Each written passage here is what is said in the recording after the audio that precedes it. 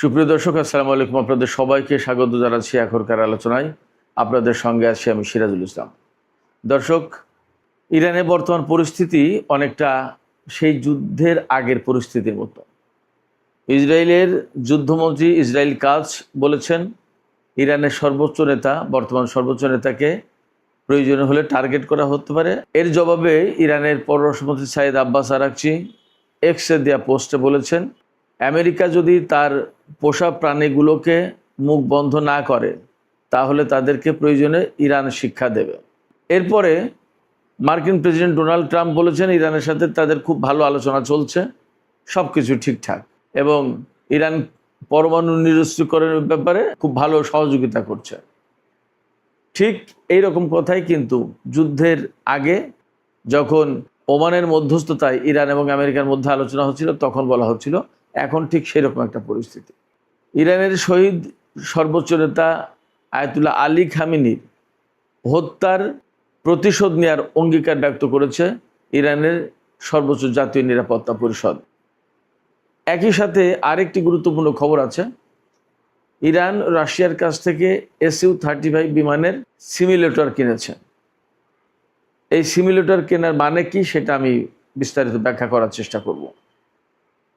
তো এই যখন সামগ্রিক পরিস্থিতি, তখন আমার কাছে ব্যক্তিগতভাবে মনে হচ্ছে ইরান এবং আমেরিকা আর ইসরায়েলের মধ্যে 28শে ফেব্রুয়ারি যুদ্ধের আগে যে পরিস্থিতি ছিল এখন আবার তেমন একটা পরিস্থিতি বিরাজ করছে। সুপ্রিয় দর্শক, এই বিষয়গুলো নিয়েই এখন আমি আপনাদের সাথে বিস্তারিত আলোচনা করব আশা করছি। আপনারা শেষ পর্যন্ত সঙ্গে থাকুন, আর ভিডিও ভালো লাগলে লাইক কমেন্ট শেয়ার করবেন প্লিজ। চ্যানেলটি সাবস্ক্রাইব করে সাথেই থাকবেন এমনটিও আশা করছি। দর্শক, চলুন বিস্তারিত আলোচনা করে। ইসরায়েলের যুদ্ধমন্ত্রী ইসরায়েল কাজ তিনি বলেছেন যে ইরানের বর্তমান যে সর্বোচ্চ নেতা সাইদ মুস্তফা খামেনি, তাকে প্রয়োজনে হত্যা করা হবে, তাকে টার্গেট করা হবে। ইসরায়েলের যুদ্ধমন্ত্রী আরও বলেন যে এর আগে ইসরায়েল ইরানের ভেতরে 2বার প্রবেশ করেছে, প্রয়োজন যদি হয় তাহলে 3য়বার প্রবেশ করবে এবং সর্বোচ্চ নেতাকে সহ আরও যাকে হত্যা করা দরকার তাকে হত্যা করবে। এটা কিন্তু খুব ভালো ইঙ্গিত না।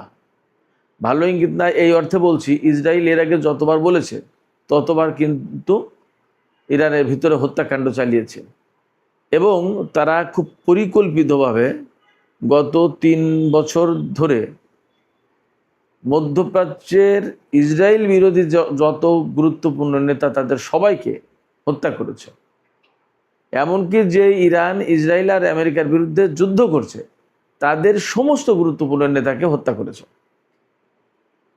আর যারা বেঁচে আছেন তাদের ভেতরে নতুন সর্বোচ্চ নেতাকে এবং আরও গুরুত্বপূর্ণ নেতাদেরকে হত্যা করা যখন হুমকি দিচ্ছেন, তখন কিন্তু এই আশঙ্কা বা এই শঙ্কা অবশ্যই তৈরি হচ্ছে যে তাহলে ইসরায়েল আবার ইরানের ভেতরে নতুন করে কোন সময় হত্যাকাণ্ড শুরু করে। ইরান হয়তো তার জবাব দেবে, যেটা ইরানের পররাষ্ট্রমন্ত্রী সাইদ আব্বাস আরাকচি বলেছেন যে এর কঠোর প্রতিশোধ নেওয়া হবে, এবং আমেরিকা যদি তার পোষ্যকে যদি মুখ বন্ধ না করে তাহলে ইরান তাদেরকে শিক্ষা দেবে। এসব কথা ঠিক আছে, হয়তো ইরান ইসরায়েলের বিরুদ্ধে যুদ্ধও করবে। এরপরে ডোনাল্ড ট্রাম্প আমেরিকা সারা বিশ্ব আবার চাপাচাপি করে ইরানকে যুদ্ধবিরতিতে রাজি করাবে। কিন্তু মাঝখান দিয়ে যে বহু সংখ্যক লিডার, নেতা, সেনাবাহিনীর বড় বড় কর্মকর্তা, বড় বড় বিজ্ঞানী, রাজনৈতিক নেতা, সর্বোচ্চ নেতা, তারা যে নিহত হয়ে যাচ্ছেন, এর কি হবে? তাদেরকে তো আর ফিরে পাওয়া যাবে না। এই সংকটের তো সমাধান হলো না। তো সেক্ষেত্রে আমার কাছে মনে হচ্ছে এটা খুবই একটা বাজে অ্যালার্ম, বাজে সংকেত। এটা নতুন করে কোন অশনি সংকেত দিচ্ছে আমি ঠিক পরিষ্কার না। এবার সেই ইরানের সর্বোচ্চ জাতীয় নিরাপত্তা পরিষদ, যেটা সেই পরিষদের সদস্য সচিব এবং সাবেক IRGCর সিনিয়র কমান্ডার জুলকাদ, তিনি বলেছেন যে ইরানের সর্বোচ্চ নেতাকে যারা হত্যা করেছে তাদের বিরুদ্ধে উপযুক্ত সময়ে উপযুক্ত প্রতিশোধ নেওয়া হবে, এই রক্তের বদলা ইরান কখনো ছেড়ে দেবে না, অর্থাৎ এই রক্তের বদলা, এই হত্যার প্রতিশোধ নেবেই নেবে, এটা অঙ্গীকার ইরান পক্ষ থেকে। কখন তিনি এই কথা বলছেন? এই কথা বলছেন তখন যখন ইরানের শহীদ সর্বোচ্চ নেতার জানাজা অনুষ্ঠান শুরু হতে যাচ্ছে। আগামী 9 তারিখে তাকে চূড়ান্তভাবে নিজ জন্ম শহর যে মাশাদ, সেই মাশাদ শহরে ইমাম রেজার মাজারের পাশে, অর্থাৎ ইমাম রেজা যেখানে শুয়ে আছেন তার কবরের পাশে তাকে দাফন করা হবে। তো এর আগে ইরানের পক্ষ থেকে এই বক্তব্য দেওয়া হলো সর্বোচ্চ জাতীয় নিরাপত্তা পরিষদের পক্ষ থেকে। এর ভেতরে ইরানি জাতিকে বা বিশ্ববাসীকে হয়তো ইরান এই মেসেজ দিতে চেয়েছে যে আমাদের সর্বোচ্চ নেতাকে আমরা ঠিক বিদায় জানাচ্ছি, কিন্তু তার হত্যাকাণ্ডের কথা, তাকে যে যন্ত্রণা দিয়ে হত্যা করা হয়েছে বা যে বোমা হামলার পরে বিল্ডিং ধসে তিনি শহীদ হয়েছেন, এই যে কষ্ট, এর প্রতিশোধ নেওয়া হবে। আমি এখানে একটা বিশেষ তথ্য জানিয়ে রাখি। ইরানের শহীদ সর্বোচ্চ নেতা আয়াতুল্লাহ আলী খামেনি যখন শহীদ হয়ে যান তখন তার হাত মুষ্টিবদ্ধ ছিল।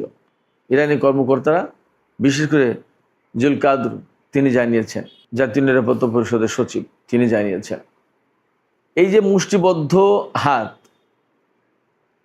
এটা কিন্তু একটা বিশেষ সিগন্যাল বহন করছে, অর্থাৎ প্রতিরোধ অব্যাহত থাকা, তারপরে ইরানি জাতিকে শক্তভাবে দাঁড়ানো, বিভিন্ন ধরনের সিগন্যাল বহন করছে। এই জায়গা থেকে ইরানি জাতি, আমি নিশ্চিত তারা একটা শিক্ষা নেবে এবং এই যে ইরানের সর্বোচ্চ নেতার যে মুষ্টিবদ্ধ হাত তারা দেখেছে, এই হাত যে সিগন্যাল তাদের জন্য দিয়েছে সেই সিগন্যালের বাস্তবায়ন তারা করবে। অর্থাৎ তারা প্রতিশোধ আজ হোক কাল হোক নেবেই। ইরানের সর্বোচ্চ নেতার জানাজা অনুষ্ঠানে 90টা দেশ থেকে সরকারিভাবে লোকজন আসবে, এটা একটা বিরাট ব্যাপার। এবং বলা হচ্ছে যে 2 কোটির বেশি মানুষ এই জানাজায় অংশ নেবে। তো যখন সর্বোচ্চ নেতার জানাজা হতে যাচ্ছে তার আগে কিন্তু ইসরায়েল এই বক্তব্য দিল। আবার ডোনাল্ড ট্রাম্প কিন্তু ইরানকে এই সময় বেশ প্রশংসা করে বক্তব্য দিচ্ছে যে না, চমৎকার আলোচনা হচ্ছে, একটা বেটার ডিল আমরা আশা করছি, ইরানকে ডিনিউক্লিয়ারাইজেশনের জন্য আমরা অনেক দূর পথ এগিয়ে গেছি, এইটা সেটা বহু কিছু। এরকম কথাই কিন্তু ডোনাল্ড ট্রাম্প এর আগে বলেছিল। যখন 28শে ফেব্রুয়ারি ইরানের বিরুদ্ধে যুদ্ধ শুরু করে আমেরিকা এবং ইসরায়েল, তার আগে কিন্তু পরমাণু আলোচনা চলছিল এবং সুইজারল্যান্ডে নেক্সট টাইম যে আলোচনাটা বসার কথা ছিল, যেদিন যুদ্ধ শুরু হলো তার সম্ভবত 1 দিন বা 2 দিন পরেই বসার কথা ছিল এবং তাতে ভালো কিছু একটা রেজাল্ট আসবে সবাই বলছিল এরকম। সেই সময় কিন্তু একবার হঠাৎ করে ইরানের উপর হামলা চালিয়ে দিল। এই সময় ইসরায়েলের যে যুদ্ধমন্ত্রী হুমকি দিচ্ছেন সর্বোচ্চ নেতাকে হত্যার, তিনি বলছেন যে ইরানের সাথে আলোচনা চলাকালীন যদি প্রয়োজন হয় তাহলে আমরা এই সময় হামলা করব। তার মানে আমেরিকার সাথে ইরানের যে সমঝোতা সই হয়েছে সেটা ইসরায়েল মানবে না। এবং আমার কেন যেন সন্দেহ সংশয় হচ্ছে যে এই সময় যে কোনো মুহূর্তে ইসরায়েল আমেরিকা 2 জন মিলেই ইরানের উপর হামলা চালাতে পারে। সুপ্রিয় দর্শক, আজকে বুধবার 1 জুলাই। আজকে দুপুরে যে ভিডিও আমি আপলোড করেছি সেই দুপুরের ভিডিওতে বলা হয়েছে, আমি বলেছি যে ইরানের বিরুদ্ধে স্থল অভিযানের পরিকল্পনা করছে বা নতুন করে হামলা চালানোর পরিকল্পনা করছে আমেরিকা। এবং এই বিষয়ে আমেরিকার যুদ্ধমন্ত্রী পিট হেগসেথ এবং জয়েন্ট চিফস অফ স্টাফের চেয়ারম্যান জেনারেল ড্যান কেইন, তাদের 2 জনের সাথে, অর্থাৎ যুদ্ধ যারা শুরু করবে তাদের 2 জনের সাথে ডোনাল্ড ট্রাম্প মিটিং করেছেন। এবং এই খবর দিচ্ছে খোদ আমেরিকার ওয়াল স্ট্রিট জার্নাল পত্রিকা, এটা আমার আপনার কথা না। ফলে ইসরায়েলের এই যে যুদ্ধমন্ত্রী ডোনাল্ড ট্রাম্পের পজিটিভ আশাবাদ, আবার ওপাশে গোপনে গোপনে যুদ্ধমন্ত্রীর সাথে মিটিং, হামলার হুমকি, সমস্ত সব কিছু মিলে আমার কাছে মনে হচ্ছে এখন এমন একটা অবস্থা বিরাজ করছে যে অবস্থা বিরাজ করছিল 28শে ফেব্রুয়ারির আগে। সেক্ষেত্রে আমরা একটু অপেক্ষা করি আসলে কি হতে যাচ্ছে দেখি। এদিকে ইরান কিন্তু রাশিয়ার কাছ থেকে SU-35 খুব অত্যাধুনিক জঙ্গি বিমান, যুদ্ধ বিমান, এই SU-35 ট্রেনিং সিমুলেটর কিনেছে।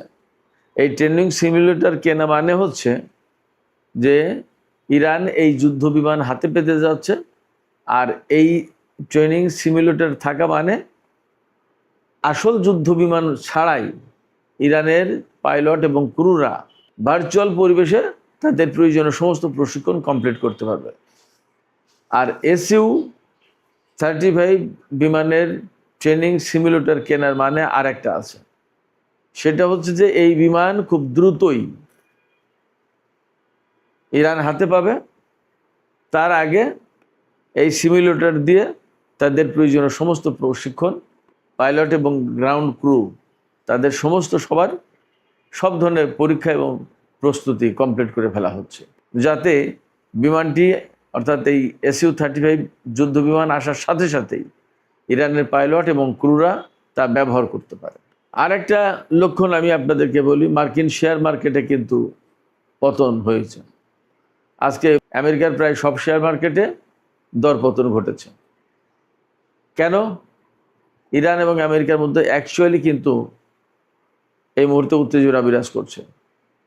ইরান একদম সুস্পষ্ট করে বলেছে আজকে, কাতার তাদের ভিতরে ছোটোখাটো একটা আলোচনা হচ্ছে, সেখানে মেইনলি ইরানকে যে আটকে থাকা সম্পদ ফেরত দেবে এই সমস্ত ব্যাপারে নানান কথা হচ্ছে। এটা নিয়ে কিন্তু আমেরিকার তাল বাহানা করছে। ইরান এই জায়গায় পরিষ্কার করে বলেছে যে আমাদের বক্তব্য একদম ক্লিয়ার অ্যান্ড লাউড, হরমুজ প্রণালী আমরা নিয়ন্ত্রণ করব এবং জোর করে হলেও হরমুজ প্রণালী থেকে আমরা টোল আদায় করব, ফি আদায় করব। এটা ইরানের বক্তব্য। তো এখন যখন ইরান এরকম শক্ত কথা বলছে, তার মানে কি? আমেরিকার যে মনোভাব তাতে হরমুজ প্রণালীতে ইরানকে কোনো মতে টোল নিতে দেবে না। আর ইরান বলছে যদি প্রয়োজন হয় তাহলে আমরা বল প্রয়োগ করে জোর করে হলেও আমরা টোল নেব। তার মানে দাঁড়াচ্ছে যে আমেরিকা এবং ইরানের অবস্থান এই হরমুজ প্রণালী ইস্যুতে একদম সম্পূর্ণ দুই রকম ভিন্ন। তা দুই রকম এবং ভিন্ন যখন হচ্ছে, তখন তাহলে চুক্তি তারা কি বাস্তবায়ন করবে এবং তাদের ভিতরে কি করে চুক্তি হবে? ফাইনালি হবে না। অথচ ইরান কিন্তু দাবি করছে যে 14 দফা সমঝোতা সই হয়েছে, এই 14 দফা সমঝোতা স্মারকে পরিষ্কার করে বলা হয়েছে যে এই 60 দিনের সময়কাল, যেটা এই 60 দিনের ভেতরে ইরান হরমুজ প্রণালীতে কোনো টোল নেবে না বা ফি নেবে না। এরপরে গিয়ে ম্যানেজমেন্টের দায়িত্ব তাদের হাতে থাকবে এবং সেখান থেকে ফি নেবে। অথচ এখন আমেরিকা বলছে ভিন্ন কথা, তার বিপরীত কথা বলছে। এই অবস্থায় একদম পরিষ্কার যে ইরান এবং আমেরিকার মধ্যে হরমুজ ইস্যুতে একেবারে যথেষ্ট পার্থক্য আছে, মতভেদ আছে। এরপরে তো আসল ঘটনা পরমাণু ইস্যু নিয়ে। পরমাণু ইস্যু নিয়ে ডোনাল্ড ট্রাম্প বা আমেরিকা বা ইসরায়েলি লবির চাপে মার্কিন প্রশাসন অবশ্যই বলবে যে পরমাণু কর্মসূচি টোটালি বাদ দিতে হবে, ইউরেনিয়াম যেগুলো আছে সেগুলো দিতে হবে, ইউরেনিয়াম সমৃদ্ধ করতে পারবে না, এটা সেটা বহু কিছু। তো যখন এইগুলো বলবে তখন ইরান এর একটাও মানবে না। এইভাবে যদি তা না মানে তাহলে চুক্তি হবে না। তাহলে কি দাঁড়াবে? তাহলে হয় আমেরিকাকে চুপ থাকতে হবে, না হলে ইরানের বিরুদ্ধে যুদ্ধ করতে হবে। যখনই ইরানের বিরুদ্ধে যুদ্ধ করতে আসবে তখনই ইরান অবশ্যই তার পাল্টা জবাব দেবে।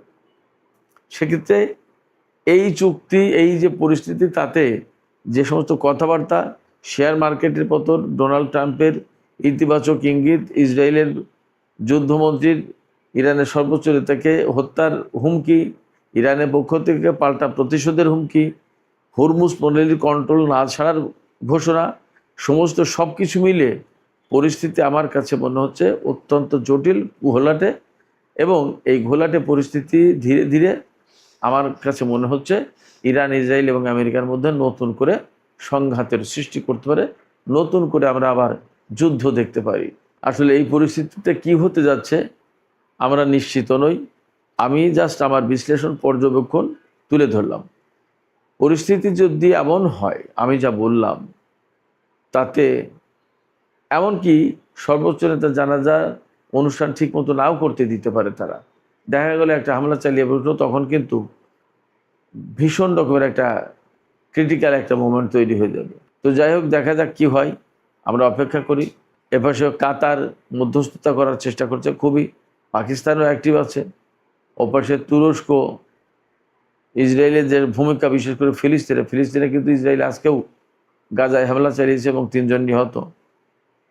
সব কিছু মিলে যে পরিস্থিতি, তাতে সুবিধাজনক মনে হচ্ছে না। গাজা পরিস্থিতি বা ফিলিস্তিনি পরিস্থিতিতে এরদোগান বলেছেন যে ইসরায়েল যা করছে তা মধ্যপ্রাচ্যের জন্য খুবই ডিস্টার্বিং, এটা বন্ধ করা দরকার। তুরস্কের প্রেসিডেন্ট রজব তাইয়িপ এরদোগান মোটামুটি একটা হুমকি দিয়েছেন।